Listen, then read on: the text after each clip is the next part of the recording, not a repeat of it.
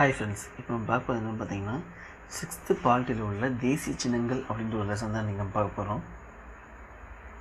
So first பார்த்தீங்கன்னா தாமரையில் பார்த்தீங்கன்னா பல வகை உண்டு அப்படின்னு சொல்லியிருக்காங்க. ஸோ அதில் பார்த்தீங்கன்னா இளஞ்சிவப்பு நிறத்தில் இருந்துச்சுன்னா அதில் பார்த்தீங்கன்னா செந்தாமரை அப்படின்னு சொல்லியிருக்காங்க. ஸோ நல்லா பார்த்தீங்கன்னா தாமரையில் வந்து பார்த்திங்கன்னா பல வகை உண்டு. ஸோ அதில் பார்த்தீங்கன்னா இளஞ்சிவப்பு இருந்தால் அது பேர் செந்தாமரை அப்படின்னு சொல்லியிருக்காங்க. ஸோ அடுத்து பார்த்தீங்கன்னா குறுநில மன்னர் பார்த்திங்கன்னா மயிலுக்கு வந்து குளிரில் நடுங்குது அப்படின்னு சொல்லிட்டு அதுக்காண்டி ஒரு போர்வை கொடுத்துருப்பாரு. ஸோ அவர் யார் அப்படின்னு பார்த்தீங்கன்னா பேகன். ஸோ இது கேட்பாங்க, மயிலுக்கு போர்வை எழுத்தவர் யார் அப்படின்னு பார்த்தீங்கன்னா பேகன். ஸோ ஞாபகம் வச்சுக்கோங்க. அடுத்து பார்த்தீங்கன்னா முக்கியமான பாயிண்ட்டு, ஸோ தமிழ்நாட்டில் எங்கே மயில்களுக்கான சரணாலயம் இருக்குது அப்படின்னு பார்த்தீங்கன்னா புதுக்கோட்டை மாவட்டத்தில் உள்ள விராலிமலை. ஸோ பார்த்தீங்கன்னா மயிலுக்கான சரணாலயம் எங்கே இருக்குன்னா புதுக்கோட்டை மாவட்டத்தில் உள்ள விராலிமலை. அடுத்து பாருங்கள், ஸோ இந்த பாட்டில் ரொம்ப முக்கியம். ஸோ தமிழில் கேட்பாங்க, கங்கை நதிப்புறத்து கோதுமை பண்டம் அப்படின்னு இந்த பாட்டில் யாருடையது அப்படின்னு பார்த்தீங்கன்னா பாரதியாருடையது. அதே மாதிரி கங்கையோட நீளம் எவ்வளோ அப்படின்னு பார்த்தீங்கன்னா 25 கிலோமீட்டர் அப்படின்னு சொல்லுவாங்க. அதாவது 2525 கிலோமீட்டர் அப்படின்னு சொல்லுவாங்க. ஸோ அதுக்கு வந்து பிரம்மபுத்திரம். So பிரம்மபுத்திரத்துக்கு 3848 kilometre. ஆனால் அது வந்து பார்த்திங்கன்னா இதில் வந்து பாதி தான் பார்த்திங்கன்னா இந்தியாவில் பாதி ஃபுல்லாக பாயாது. ஸோ பாதி சீனாலையும் பாதி பார்த்தீங்கன்னா இந்தியாவில் போய் இதோட மொத்த கிலோமீட்டர் நீளம் மட்டும் பார்த்துங்க 3848 கிலோமீட்டர். ஸோ அடுத்து பார்த்தீங்கன்னா இமாம்சந்த். ஸோ இமாம்சந்த் மாம்பழம் அப்படின்ற மாம்பழம் இருக்கும். ஸோ இது பார்த்தீங்கன்னா முகலாயர் காலத்தில் வந்து பார்த்தீங்கன்னா ராஜாக்களுக்கான சிறப்பு உருவாக்கப்பட்ட மாம்பழம்னு சொல்லியிருப்பாங்க. சில கொஸ்டினில் கேட்க வாய்ப்பு இருக்குது. ஸோ நல்லா பார்த்து வச்சுக்கோங்க. அடுத்து பார்த்தீங்கன்னா கொல்கத்தாவில் அவுரா அப்படின்ற ஒரு பிளேஸில் பார்த்தீங்கன்னா இந்திய தாவரவியல் பூங்கா அப்படின்னு ஒரு விஷயம் இருக்குன்னு சொல்லியிருக்காங்க. பார்த்துங்க, இந்திய தாவரவியல் பூங்கா எங்கே இருக்குது பார்த்தீங்கன்னா கொல்கத்தாவில் அவுரா அப்படின்னு ஒரு பிளேஸில் இருக்குன்னு சொல்லியிருக்காங்க. ஸோ அடுத்து பார்த்தீங்கன்னா நம்மளுக்கு ராஜநாதம் இருக்குல்ல. ஸோ ராஜநாதம் பற்றி சொல்லியிருப்பாங்க. என்ன சொல்லியிருக்காங்கன்னா உலகத்திலே கூடு கட்டி அதில் முட்டை வைத்து இனப்பெருக்கம் செய்யும் பாம்பு வகை எது பார்த்தீங்கன்னா நம்ம ராஜநாதம் தான் சொல்லியிருப்பாங்க. இது பார்த்திங்கன்னா நார்மலாகவே பார்த்திங்கன்னா 18 அடி வரை நீளம் வளரும் அப்படின்னு சொல்லியிருக்காங்க. அடுத்து முக்கியமாக பார்த்திங்கன்னா இந்தியாவோட தேசிய சின்னங்கள். ஸோ எந்தெந்த சின்னங்கள் எப்போ அப்ரூவல் பண்ணியிருக்காங்க அப்படின்றத பார்க்க போகிறோம். ஸோ ஃபஸ்ட்டு பார்த்திங்கன்னா தாமரை. ஸோ தாமரை எப்போ அக்செப்ட் பண்ணாங்க அப்படின்னு பார்த்தீங்கன்னா 1950 அக்செப்ட் பண்ணியிருப்பாங்க. அதே மாதிரி பார்த்திங்கன்னா ஆலமரம். ஸோ ஆலமரமும் 1950. அதுக்கப்புறம் பார்த்திங்கன்னா மயில். ஸோ மயில் பார்த்திங்கன்னா 1963 தான் மயில் பார்த்திங்கன்னா தேசிய சின்னம் அனௌன்ஸ் பண்ணியிருப்பாங்க. அடுத்து புலி பார்த்திங்கன்னா 1973 தான் பார்த்திங்கன்னா புலி அனௌன்ஸ் பண்ணியிருப்பாங்க. இதில் என்ன சொல்லியிருக்காங்க பார்த்தீங்கன்னா பூனை இனத்திலே மிகப்பெரியது பார்த்திங்கன்னா புலி தான் அப்படின்னு சொல்லியிருக்காங்க. புலி எண்ணிக்கையில் கிட்டத்தட்ட இந்தியா பார்த்திங்கன்னா 70% வச்சுருக்கோம் அப்படின்னு சொல்லியிருக்காங்க. அப்போ புலிகளில் பார்த்தீங்கன்னா 70% எதுன்னு பார்த்திங்கன்னா நம்ம இந்தியாவில் தான் இருக்குன்னு சொல்லியிருக்காங்க. அடுத்து 6. ஸோ கங்கையாறு. ஸோ கங்கையாறு பதில் பார்த்தீங்கன்னா கங்கையாறு வந்து அக்செப்ட் பண்ணியிருக்காங்க. அது எப்போ பார்த்தீங்கன்னா 2008லையும், யானை புதலுக்கு 2010லையும், ஆற்று ஓங்கில் அது பார்த்திங்கன்னா 2010லையும், லாக்டோபெசிலஸ் அப்படின்றது பார்த்திங்கன்னா 2012லையும், அடுத்து பார்த்திங்கன்னா மாம்பழம் பார்த்திங்கன்னா 1950லையும், அவர் வந்து ஊர்வனில் பார்த்திங்கன்னா ராஜநாதத்தையும் பார்த்திங்கன்னா நம்மளோட தேசிய சின்னமாக அனௌன்ஸ் பண்ணியிருக்காங்க. ஸோ இந்த தேசிய சின்னம் நல்ல முக்கியமானது. ஸோ நல்லா பார்த்து வச்சுக்கோங்க, கேட்க வாய்ப்பு இருக்குது. அடுத்து இந்திய கடலோட நிஜ ராஜா அப்படின்னு சொல்லிட்டு யாரை சொல்கிறாங்க அப்படின்னு பார்த்தீங்கன்னா புலி தான் சொல்கிறாங்க. ஏன்னா 70% புலி இருக்கிறதுனால இந்தியாவோட நிஜ ராஜா, இந்திய கடலோட நிஜ ராஜா யாருன்னு சொல்கிறாங்கன்னா புலி தான் சொல்கிறாங்க. ஸோ அடுத்து பார்த்தீங்கன்னா தமிழ்நாட்டோட மாநில இயற்கை சின்னங்கள் ரொம்ப முக்கியமானது. ஸோ நம்ம தமிழ்நாட்டோட மாநில விலங்கியது அப்படின்னு பார்த்தீங்கன்னா வரையாடாகவும், மாநில பறவை பார்த்திங்கன்னா மரகத புறாவாகவும், மாநில மலர் பார்த்திங்கன்னா செங்காந்தர் மலராகவும், மாநில மரம் பார்த்திங்கன்னா பனை மரமாகவும் இருக்குன்னு சொல்லியிருக்காங்க. ஸோ அடுத்து பார்த்தீங்கன்னா முக்கியமாக தேசிய கொடி.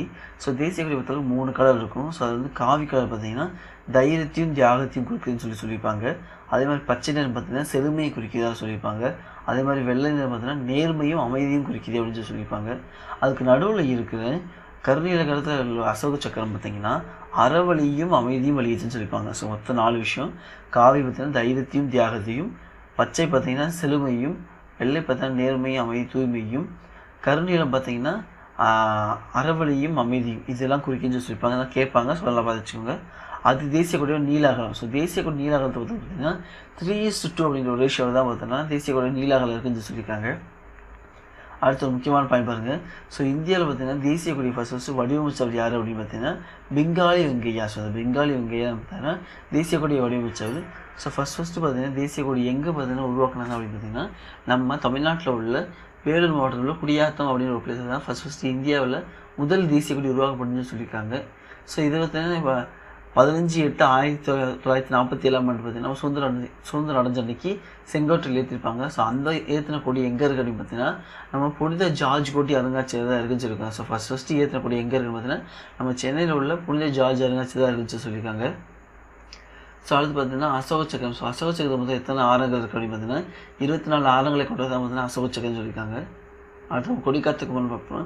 ஸோ கொடிக்காத்த குமரனோட ஊர் பார்த்தீங்கன்னா ஈரோடு மாவட்டத்தில் உள்ள சென்னிமலை. ஸோ ஈரோட்டில் உள்ள சென்னிமலை தான் பார்த்தீங்கன்னா கொடிக்காத்த குமரனோட ஊர்னு சொல்லுவாங்க. ஸோ இவங்க பார்த்தீங்கன்னா 1932 பார்த்தீங்கன்னா காந்தியை கைது பண்ணிப்பாங்க.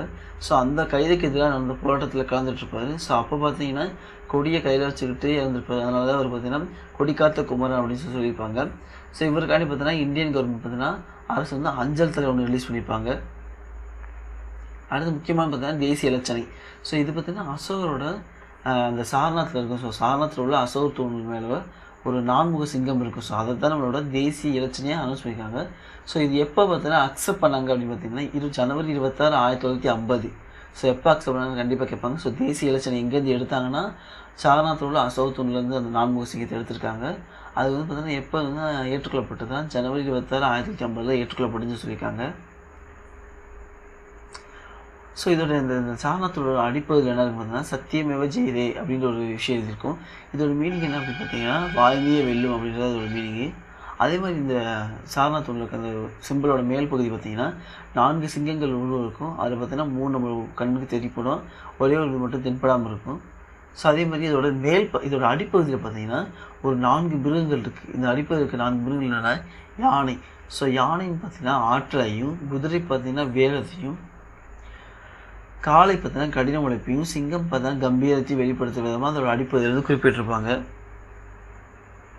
ஸோ அடுத்து பார்த்தீங்கன்னா தேசிய கீதம். ஸோ தேசிய கீதம் முக்கியமானது ஜனகன மனம் பார்த்துருப்போம். இந்த ஜனகன மன பாடல் தான் பார்த்தீங்கன்னா தேசிய கீதம் அப்படின்னு சொல்கிறாங்க. இது ஃபஸ்ட்டு பார்த்தீங்கன்னா ரவீந்திரநாத் தாகூர் வங்க மொழியில் எழுதி அதோடைய இந்தி மொழியாக்கத்தை தான் பார்த்தீங்கன்னா நம்ம இந்திய அரசாங்கம் ஜனவரி 24 பார்த்துக்கோங்க, ஜனவரி 24 2 நாளைக்கு முன்னாடி 1950 பார்த்தீங்கன்னா அக்செப்ட் பண்ணியிருப்பாங்க. ஸோ பார்த்தீங்கன்னா தேசிய கீதம் வந்து ஜனகணமன. இது யார் எழுதினா ரவீந்திரநாத் தாகூர். ஸோ ஃபஸ்ட்டு அவர் வங்காள மொழியில் எழுதியிருப்பார். அதோடைய ஹிந்தி மொழியாக்கத்தை தான் நம்ம பார்த்தா தேசிய கீதம் அக்செப்ட் பண்ணியிருக்கோம். இது வந்து எப்போ அக்செப்ட் பண்ணாங்கன்னா ஜனவரி 24, 1950. ஸோ ஃபஸ்ட்டு தேசிய கீதம் எப்போ பாடப்பட்டுச்சு அப்படின்னு பார்த்தீங்கன்னா 1914, 1911 டிசம்பர் 27 கொல்கத்தா INCBT தான் பார்த்தீங்கன்னா ஃபஸ்ட்டு தேசிய கீதம் ஒரு விஷயம் பாடப்பட்டிருக்கோம். ஸோ இந்த தேசிய கீதம் பாடல் ஒரு முக்கியமான என்ன பார்த்தீங்கன்னா ஒரு 52 செகண்ட்ஸ்குள்ளே பாடி முடிச்சிடணும். தேசிய கீதம் பாடினா 52 செகண்ட்ஸ்குள்ளே பாடி முடிச்சிடணும். அது தேசிய பாடல். ஸோ தேசிய பாடல்னு பார்த்தீங்கன்னா வந்தே மாதம். ஸோ வந்தே மாதம் தான் பார்த்தீங்கன்னா தேசிய பாடல் எழுதிப்பார். ஸோ அதை எழுதினவர் யார் அப்படின்னு பார்த்தீங்கன்னா பங்கீம் சந்திர சட்டர்ஜி. அவர் தான் பார்த்தீங்கன்னா அந்த வந்தே மாதம்ன்ற பாடல் எழுதியிருப்பார். ஸோ இந்த வந்தே மாதத்தோட முதல் 10 தான் பார்த்தீங்கன்னா நம்மளோட விடுதலை போராட்டத்தில் பங்களிச்சை பற்றி பேசியிருக்கோம். அதனால் அதை தான் நம்மளுக்கு பார்த்தீங்கன்னா தேசிய பாடலாக கொடுத்துருப்பாங்க. ஸோ இந்த தேசிய பாடலை பார்த்தீங்கன்னா ராஜேந்திர பிரசாத் 1950 ஜனவரி 24 அனௌன்ஸ் பண்ணியிருப்பார். ஸோ இந்த பாடல் தேசிய பாடல் எங்கேருந்து எடுத்துருக்காங்க பார்த்தீங்கன்னா ஆனந்த மடம் அப்படின்றவர் எழுதிய நாவல்லேருந்து தான் இந்த பாட்டு கொடுத்துருக்காங்க. ஸோ அது பார்த்திங்கன்னா தேசிய உறுதிமொழி. ஸோ தேசிய உறுதிமொழியை பொறுத்தளவுக்கு இந்தியா எனது நாடு அப்படின்னு ஆரம்பிக்க தான் பார்த்தீங்கன்னா நம்மளோட தேசிய உறுதிமொழி. ஸோ இது எழுதி கொடுத்தவர் யாருன்னு பார்த்தீங்கன்னா பிதிமாரி வெங்கடா சுப்பையா அப்படின்றவர் தான் பார்த்தீங்கன்னா தெலுங்கில் எழுதியிருப்பார். ஸோ நல்லா பார்த்துங்க, இந்தியா எனது நாடுன்றது தேசிய உறுதிமொழி. இந்த தேசிய உறுதிமொழி எழுதினா பிதிமாரி வெங்கட சுப்பாராவ் அப்படின்றத எழுதி கொடுத்துருப்பார். அவர் என்ன லாங்குவேஜ் எழுதி கொடுத்துருப்பாருன்னா தெலுங்கு லாங்குவேஜ் எழுதி கொடுத்துருப்பாரு. அதான் முக்கியமானது. அது தேசிய நுண்ணுயிரி. ஸோ தேசிய நுண்ணுயிரி பார்த்தீங்கன்னா லாக்டோபைசிலஸ் தான் பார்த்தீங்கன்னா நம்மளுக்கு தேசிய நுண்ணுயிரின்னு சொல்லி சொல்கிறாங்க. இது பார்த்தா 2012 அனௌன்ஸ் பண்ணிப்பாங்க. அடுத்து இந்திய நாணயம். ஸோ இந்திய நாணயத்தை பற்றி பார்த்தீங்கன்னா 16ஆம் நூற்றாண்டுலேயே பார்த்தீங்கன்னா ஷெஷாசூரி பார்த்தீங்கன்னா ஒரு வெள்ளி காரணத்தை உருவாக்கியிருப்பாரு. ஸோ அதுக்கு அவர் வச்ச பேர் பார்த்தீங்கன்னா ருபியா. ஸோ இப்போ நம்ம அதை தான் ருபியா அப்படின்னு தான் யூஸ் பண்ணுறோம். ஸோ என்ன சொல்கிறாங்கன்னா ரூபாய்க்கான சின்னம் சிம்பிள் இருக்கும். அந்த சிம்பிள் பார்த்தீங்கன்னா 2010 பார்த்தீங்கன்னா தமிழ்நாட்டை சேர்ந்த டி உதயகுமார் அப்படின்றவர் தான் ஃபஸ்ட்டு வடிவமைச்சிருப்பாங்க. நல்லா பார்த்துக்கோங்க, ரூபாய்க்கான சின்னம். ஸோ ரூபாய்க்கான சின்னம் வந்து 2010. ஸோ யார் அந்த வடிவமைச்சா அப்படின்னா டி உதயகுமார். அது தேசிய நாட்காட்டி. ஸோ தேசிய நாட்காட்டியை பொறுத்தவரை என்ன சொல்லணும்னா கனிஷ்கர் காலத்தில் பார்த்தீங்கன்னா கிபி 78ஆம் ஆண்டில் இந்த சகாண்டு முறைன்னு சொல்கிறது, அதாவது எல்லா இடத்துலையும் ஒரே மாதிரியான ஆண்டுகள் அப்படின்னு ஒரு விஷயத்தை கொண்டு வராங்க. இதில் என்ன சொல்கிறாங்கன்னா இளவேனில் காலம், அதாவது இளவேனில்னால் ஓரளவு வெயில் காலம். ஸோ அந்த வெயில் காலத்தில் சமப்பகல் சம இரவு அப்படின்ற ஒரு நாள் வரும். ஸோ அந்த நாள் எப்போன்னு பார்த்தீங்கன்னா மார்ச் 22. இது கேட்க வாய்ப்பு இருக்குது. சமப்பகல் சம இரவு நாள் என்னைக்குன்னு பார்த்தீங்கன்னா மார்ச் 22. இதுவே அது லீப் இயராக இருந்துச்சு அப்படின்னு பார்த்தீங்கன்னா அது வந்து பார்த்தீங்கன்னா மார்ச் 21ஆம் தேதி அந்த சமப்பகல் சம இரவு அப்படின்ற ஒரு விஷயம் வந்துடும். அதுக்கப்புறம் பார்த்தீங்கன்னா நம்ம ஃபஸ்ட்டு நம்ம எப்போ தேசிய நாட்காட்டி அக்செப்ட் பண்ணோம் அப்படின்னு பார்த்தீங்கன்னா பிரபல வான் இயற்பியலாளரான மேக்நாத் சாஹா அப்படின்ற ஒரு தலைமையில் பார்த்தீங்கன்னா ஒரு கமிட்டி போடுறாங்க. ஸோ அவங்க தான் பார்த்தீங்கன்னா இந்த 12 பேரில் 1957 மார்ச் 22 முதல் தேசிய நாட்காட்டியை ஏற்றுக்கொண்டோம் அப்படின்னு சொல்லி அனௌன்ஸ் பண்ணுறாங்க. ஸோ இப்போ யாருடைய வழிகாட்டுதல் படி பார்த்தீங்கன்னா மேக்நாத் சாஹா அப்படின்ற ஒரு குழுவோட வழிகாட்டி படி தான் நம்ம தேசிய நாட்காட்டியை அக்செப்ட் பண்ணியிருக்கோம். எப்போ அக்செப்ட் பண்ணோம்னா 1957 மார்ச் 22.